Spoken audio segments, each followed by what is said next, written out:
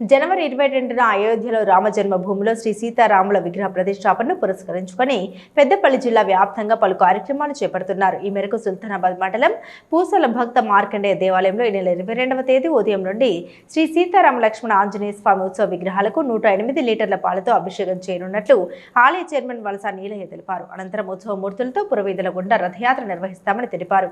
అదే రోజున భక్తులకు అన్నదాన కార్యక్రమాలు చేపడుతున్నట్లు ప్రకటించారు. భక్తులు అధిక సంఖ్యలో పాల్గొని విజయవంతం చేయాలని సూచించారు. పూజా కార్యక్రమాల్లో పాల్గొని సీతారాముల కృపకు పాత్రలు కాగలరని కోరారు. ఈ కార్యక్రమంలో ఆలయ చైర్మన్ వలస నీలయ్యతో పాటు ఆలయ కమిటీ ప్రతినిధులు, సభ్యులు, భక్తులు తదితరులు పాల్గొన్నారు.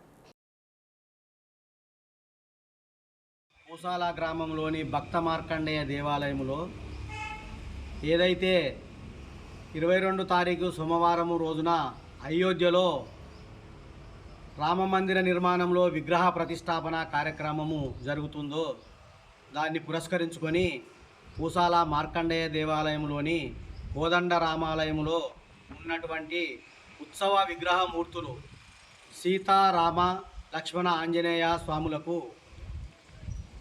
21వ తారీఖు ఆదివారం రోజున ఉదయము 6:30 గణపతి పూజతోటి మొదలుకొని 101 కలశాలతోటి అభిషేకం చేసి 108 లీటర్ల ఆవు పాలతోటి ఈ సీతారామ లక్ష్మణ ఆంజనేయ స్వామి ఉత్సవ మూర్తులకు అభిషేక కార్యక్రమం జరుగుతుంది.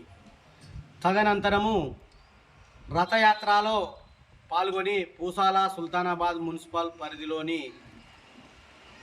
రథయాత్ర ఊరేగింపుగా పోయి శోభాయాత్ర జరుగుతుంది. ఈ యొక్క కార్యక్రమం లోపల భక్తులందరూ సుల్తానాబాద్ మున్సిపాలిటీలో ఉన్నటువంటి భక్తులందరూ పాల్గొని ఈ యొక్క కార్యక్రమాన్ని విజయవంతము చేయగలరని